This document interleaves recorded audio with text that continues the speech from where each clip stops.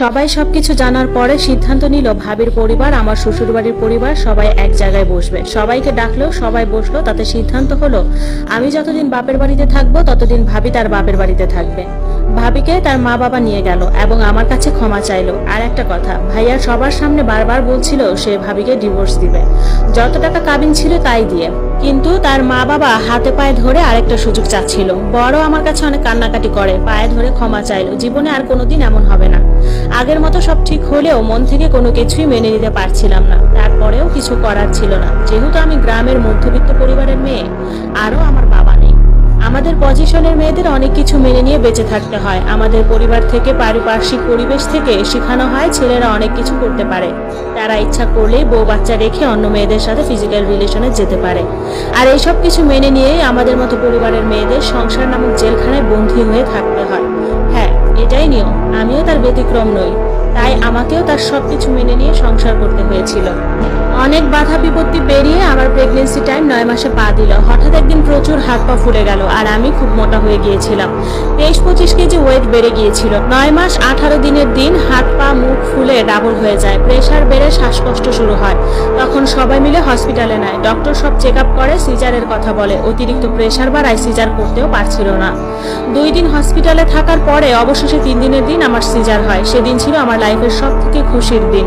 শুক্রবার ছিল সেদিন, তাই ভাবছিলাম তখন হাজবেন্ড পাশেই থাকবে, কিন্তু সারাদিনে তাকে দেখতে পাইনি। সিজার হয় বিকেল 3টার দিকে। রাতে আমাকে বেড়ে দেওয়া হয়। কন্যা সন্তানের মা হলাম। মেয়ের মুখ দেখে সব কষ্ট ভুলে যাই এত মাস ধরে এত কষ্ট করেছি সেই দিনগুলো। মনে হচ্ছে সুখের দিন ধরা দিয়েছে। হসপিটালে আসার পরে প্রথম দিন বর ছিল, তারপর আর তার মুখ দেখার সৌভাগ্য হয়নি। তার বাড়ির সবাই ছিল, শুধু তার অভাবটা থেকে গেছিল বুকের এক পাশে। মা বাবা হওয়া যে এত সহজ নয় সেটা তাকে বোঝানোর জন্য আমি আগে থেকেই বলেছি আমার ডেলিভারি টাইমে আমি সব সময় তাকে পাশে চাই। সেও কথা দিয়েছিল পাশে থাকবে, কিন্তু সে তার কথা রাখতে পারেনি। অনেক রাত হয়ে যায়, দরজা খোলার আওয়াজ পেলেই আমি ঘুরে তাকাই। এই বুঝি সে আসলো, এই বুঝি আমার মেয়েকে এসে কোলে নিয়ে আদর করলো। না, আমার ধারণা শুধু ভুল।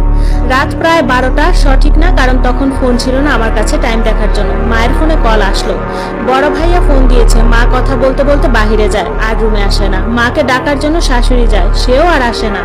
কি আজব, যে যায় সে একেবারে যায়, ফিরে না। প্রায় 30 মিনিট পরে তারা আসে। দুজনের চোখেই পানি। মহিলা মানুষ তো কিছু একটা লুকোতে চাচ্ছে, কিন্তু লুকাতে পারছে না। মা বলে তোর ভাইয়া রওনা দিয়েছে, সকালের ভিতরেই চলে আসবে। সকালবেলা ভাইয়া আসে, ছোট ভাই আসে, মেয়েকে খুব আদর করে। মেয়েকে কোলে নিয়ে বড় ভাই কেঁদে দেয়, জোরে জোরে কাঁদছে আর বলতেছে আমার ছোট্ট মা এটা, আমি বেঁচে থাকতে আমার ছোট্ট মাকে কোনো দিন কষ্ট পেতে দিব না। আমার হাত ধরে বলে তোকে সুখ দিতে পারিনি, তার জন্য আমাকে ক্ষমা করিস, মাফ করিস বোন। ভাইয়ের কান্না দেখে সবাই কাঁদে, আমিও কাঁদি। বারবার বলি কি হয়েছে ভাইয়া, আমাকে বলেন। আপনি আমাদের জন্য যা করেছেন তা কোনো ভাই করতে পারবে না।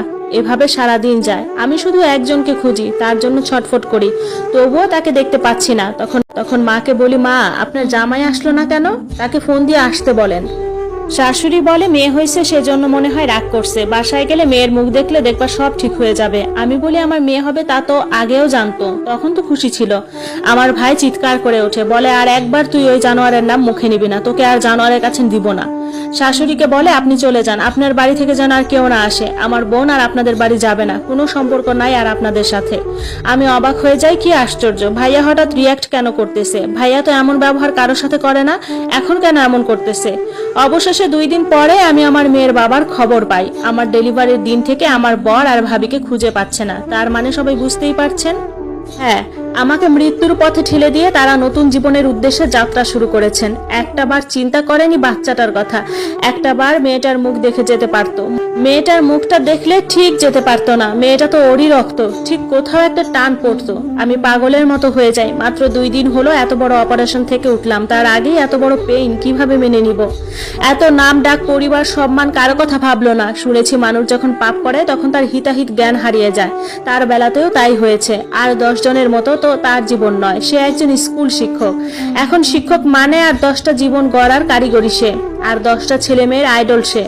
কিন্তু সে এভাবে এইসব করবে এটা ছিল আমার কল্পনার বাহিরে। এইসব কিছু ভাবতে ভাবতে আবার প্রেশার বেড়ে যায়, অসুস্থ হয়ে যাই। অক্সিজেন দেয় আমাকে।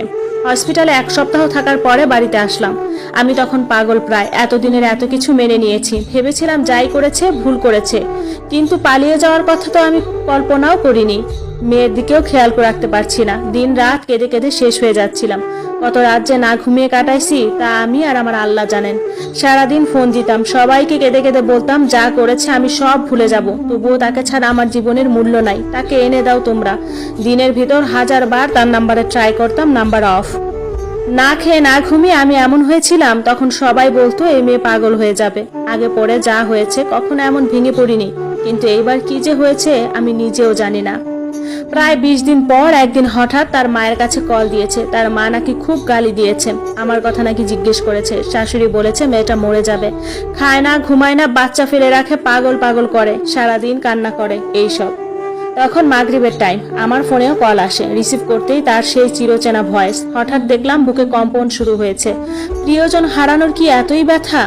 বলছে প্লিজ ফোন কাটবে না, শুনলাম তুমি নাকি খাওয়া দাওয়া করছো না, বাচ্চাকে দেখছো না, এটা কিন্তু অন্যায়। মনে রাখবে আমি যাই করি না কেন বাচ্চাটা কিন্তু তোমার, এখন ওর দিকে খেয়াল রেখো, তুমিও ঠিক মতো খাওয়া দাওয়া করিও। আমি চিৎকার করে বলি কেন তুই আমার সাথে এমন করলি, কি ভুল ছিল আমার? এই বাচ্চা আমার না, এই বাচ্চার দায়িত্ব তোর। তুই যখন চলে গেলি এই বাচ্চারও আমার কোনো প্রয়োজন নাই।